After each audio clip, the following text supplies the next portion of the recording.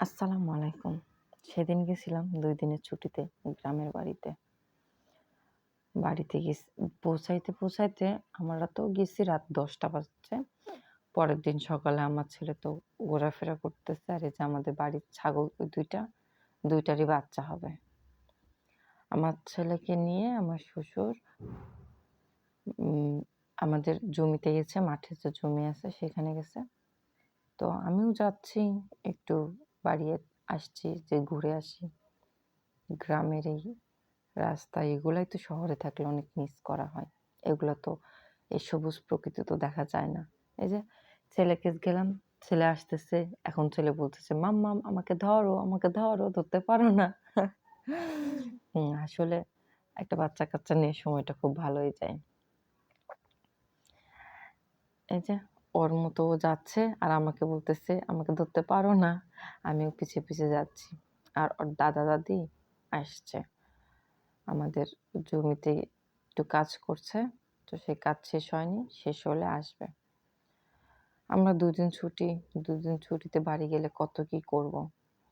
এই যে ওর বাবা, ছেলে মানে আমরা সবাই বইমেলা হচ্ছিল। একটা চক্কর দিয়ে আসলাম বইমেলাতে। মোটামুটি মানে শুরুর দিন এটা। মোটামুটি ভালোই ভিড়। আর আমি দেখছিলাম যে জিনিস যে কলা গাছের ২ ছড়ি কলাতে লাইটিং করা। এদিকে ঘুরে দেখি যে ছেলে আমার সেই রকম নাচ। বলছে, "বাবা চলো স্টেজে যাবা না?" "হ্যাঁ, যাবো।" বাবা ছেলে চলে গেল স্টেজে। এই যে আমি ক্যামেরাম্যান। তাদের দেখছি এখান থেকে। স্বল্প সময়ে আসলে এখানে যাওয়া, সেখানে যাওয়া, টাইমটা ঘুরতেই শেষ হয়ে যায়। তেমন একটা টাইম পাওয়া যায় না। আসছি আমার ভাইয়ের ছেলের আকিকার জন্য। ও হ্যাঁ, এই যে একটা অনেক দোকানের মধ্যে এই দোকানটায় আমি ঢুকছি এবং এই দোকানের জিনিসগুলো আমার বেশ ভালো লাগছে। সবকিছু পাটের তৈরি। ফার্স্ট এ আমি দূর থেকে দেখে বাটি মনে করছি। গেছি অবশ্য বাটি ঠিক আছে, কিন্তু যেটা ভেবে গেছি সেটা না। তবে হ্যাঁ, আমার অনেক ভালো লাগলো। আমাদের দেশীয় পণ্য। আমার ছেলে কার্টুন। হ্যাঁ, আর এখানে এই লোকের আসলে হাতের দক্ষতা অনেক ভালো।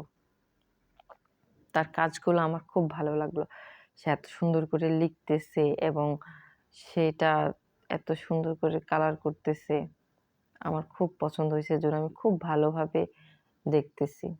যদিও বা আমার হাসব্যান্ড বলতেছে, "তুমি নিবা নাকি? কিছু নিলে নিয়ে দিচ্ছি।" কিন্তু আমার মনে হয় যে একটু অযথা শখ করা কমানো ভালো। আমাদের মেয়ে মানুষের অযথা শখ বেশি হয়। আমরা শখে বেশি টাকা খরচ করি। সেজন্য আমার যেটা বেশি শখ হয় সেটা আমি দেখি এবং ক্যামেরা বন্ধ করে রাখি। খুব একটা প্রয়োজন না হলে কোনো জিনিস আমার আর নিতে ইচ্ছা হয় না। হয়তোবা অনেকের হয়। আমার এমন না। আমার মনে হয় না যে আমার প্রয়োজন না দেখে শখ মিটে যাচ্ছে।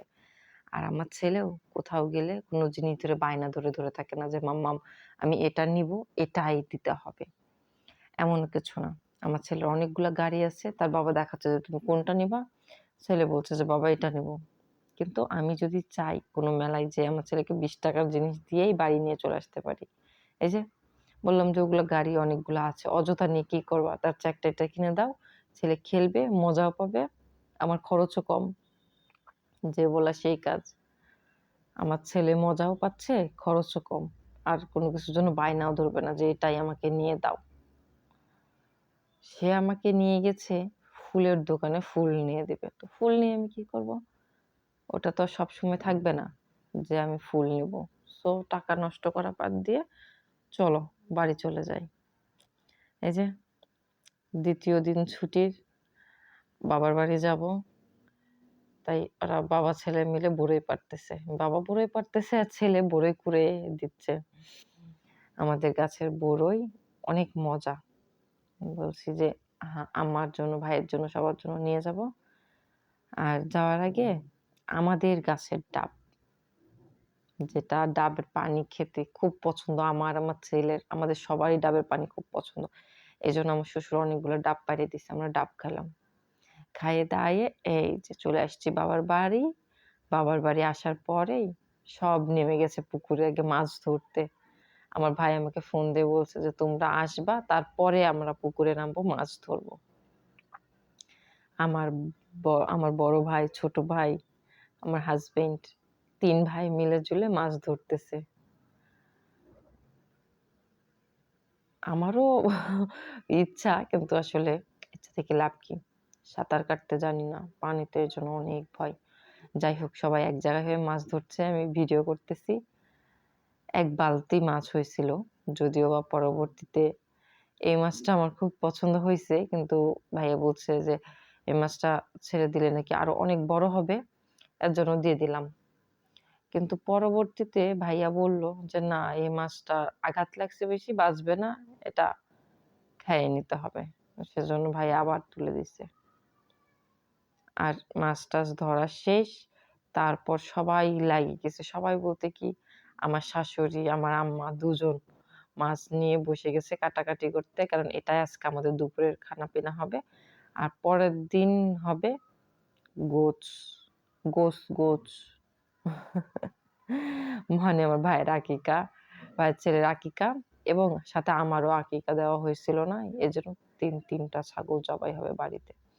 এই যে জবাই হয়ে গেছে। আমার ভাই আগে উম সব মাংস ওজন করতেছে, এবং এটা রান্নাটা খুব মজা হইছে। এটা রান্নার ক্রেডিট যায় স্পেশাল ভাবে আমার স্বামীর। কারণ সে অনেক কষ্ট করছে। আমার ছোট ভাই তাকে হেল্প করছে। আমিও তাকে হেল্প করছি। কিন্তু মেইন শেফ হচ্ছে আমার হাসব্যান্ড। আমাদের রান্না-টান্না খাওয়া-দাওয়া শেষ। আমরা একটু সময়ের মধ্যেই, কারণ এটা আমাদের লাস্ট ডে ছিল ছুটির। সেজন্য আমরা যত যা করতে পারি, গাছ থেকে আমরা কামরাঙ্গা পাড়ছি। আমাদের হচ্ছে তেঁতুল গাছ থেকে অনেকগুলো তেঁতুল পাড়ছি। যদিও সেটা ভিডিও করা হয় নাই। তবে হ্যাঁ, অনেক তেঁতুল পাড়ছি। তেঁতুল খাইছি, অনেক মজা। কামরাঙ্গাগুলো অনেক টক। আমার ছোট ভাই ওখানে কামরাঙ্গা সে পাড়তেছে একটা ভাঙা ঝুড়ি নিয়ে। সে কামরাঙ্গা পাড়ার চেষ্টা করতেছে, আর ভাঙা ঝুড়ির ভাঙা অংশ দিয়ে কামরাঙ্গা তার পড়ে যাচ্ছে। এগুলাই আসলে অনেক মজা। খুব ভালো লাগলো। এসব সময় তো আর সবসময় পাওয়া যায় না। যখন হয় তখন আসলে আনন্দটা একদম মন থেকে আসে। কিছু সময়ের জন্যই তৃপ্তি একদম মনে আসে। যাই হোক, পিঠার উৎসব কি বাদ দেওয়া যায়? একদম বাদ দেওয়া যায় না। কারণ আমার মায়েরা সব বোন এক জায়গায় হইছে, আরো আত্মীয়স্বজন আছে। আমার আর আমার ভাইয়ের পছন্দ পিঠা এটা। ভাজি দিয়ে মাংস, যেটা আমি শেয়ার করছি অলরেডি। আর এই যে সেই ছাগল যেটা আসছিলাম, বাচ্চা পেটে ছিল আর আজকে চলে যাচ্ছি। এই যে বাচ্চা তখন বাহিরে। বাচ্চাটা অনেক সুন্দর হইছে। বাচ্চাটা বড় হলে আবার দেখাবো। বাড়ি যাবো, তখন আবার দেখাবো। আল্লাহ হাফেজ। সবাই ভালো থাকবেন। আসসালামু আলাইকুম।